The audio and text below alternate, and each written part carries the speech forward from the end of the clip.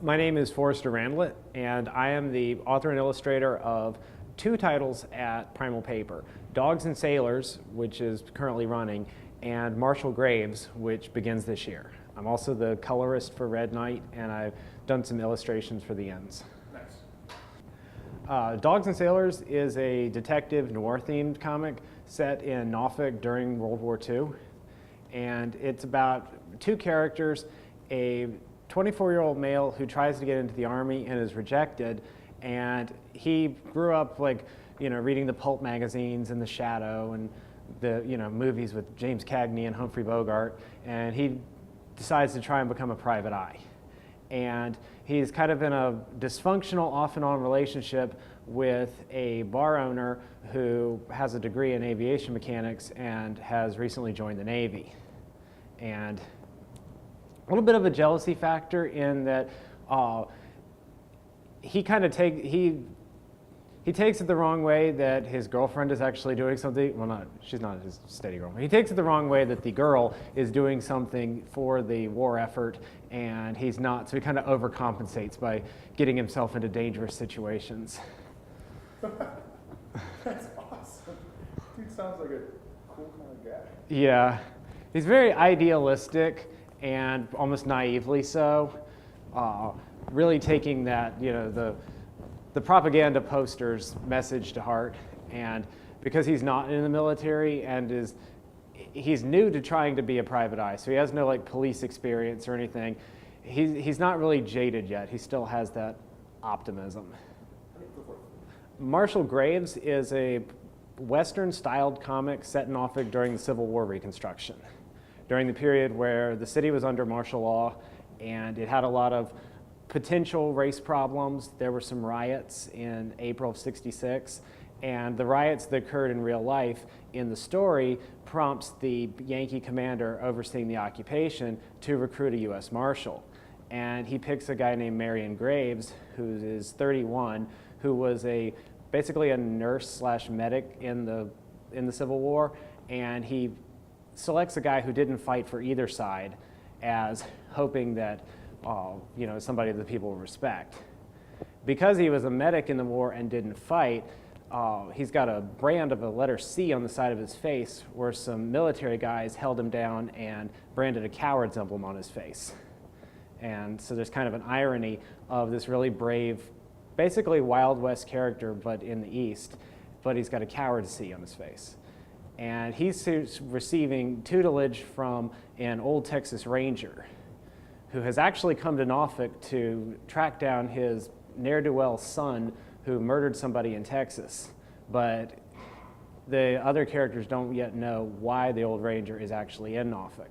And when he meets this young marshal, he basically feels like he's going to get himself killed on the first day. So he comes up to him on the street, tips his hat, then grabs the marshal's gun, pistol whips him with his own gun, and tells him, "My name's Gabriel Ward, nice to meet you. I'm your deputy." I'm selling mine at Local Heroes in Ghent.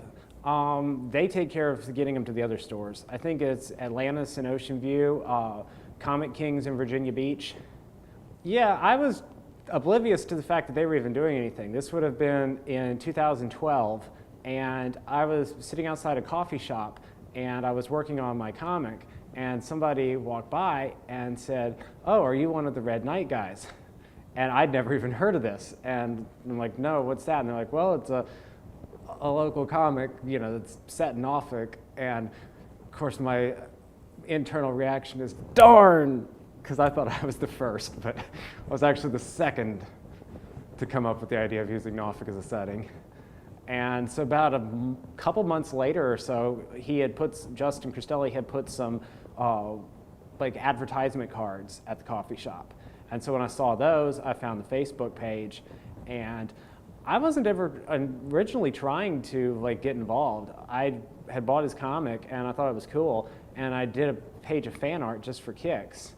And so I sent that to him, and we got to talking, and I was like, "Well, I'm working on something here, look at this." And then they basically invited me. There wasn't any one singular event that led me to pick Norfolk as a setting specifically.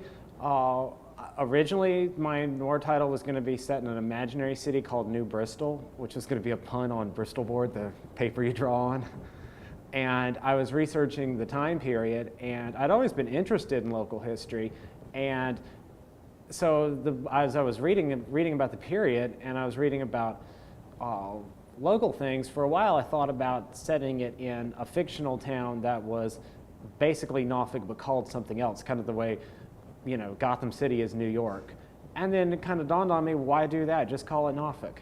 And the more I read about it, there's not a whole lot I really need to make up. I mean, the history speaks for itself so much that all I really do is just put fictional characters in situations that stitch together different times and places and things that happened. And there's been so many like historical people drifting through. And the one series, Dogs and Sailors, it split off into two when I started thinking about the family backgrounds of my main characters.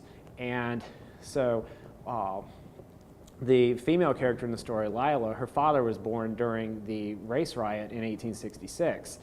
And I was doing research, and that was just supposed to be a one 5-page story about her family background. And there was so much to tell about that. I'm like, wow, there's a whole other series here.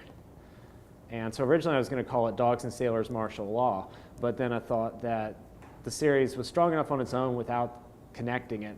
Well, I actually never was a comic book fan as a kid because I grew up in the 90s, and comics in that period were not really accessible to young children.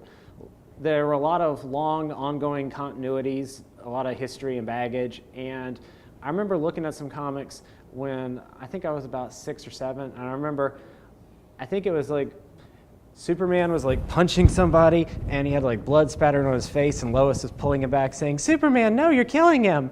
And that ultra-violent style that the 90s had just put me off. And, you know, like the 90s X-Men with like Wolverine and characters like in these faces. And so I didn't really want to read them. It was the animated series at the time that pulled me in. Batman the Animated Series, especially Superman, Spider-Man, X-Men. And so I knew the characters from TV. And Captain Picard made me want to know more about the whole film noir setup. And at 6 years old, I decided I was going to own one of those hats. So as soon as I had a library card, I was looking for all the, you know, like Maltese Falcon and all those kind of movies, because I wanted to see what the Star Trek bit was borrowed from. So you could basically blame Dogs and Sailors on Captain Picard. He was in the holiday. Nice little angle to it.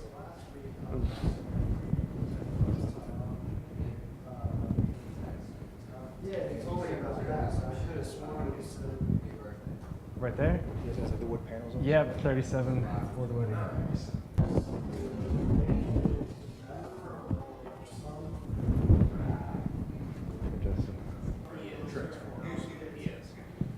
I just think it's the Michael Bay movie. Out of all the robots, they still killed Clem. They killed Jazz in the first. And they killed him first. Yeah. Because you have these cool perspective on it. I'm like back focus. So I'm actually like learning about it. Making it come back. So it looks like a ton of research on like what Norfolk looked like back in the day. He does. He is quite the researcher. Actually, when he was doing the coloring, where a character gets fried, he actually looked up.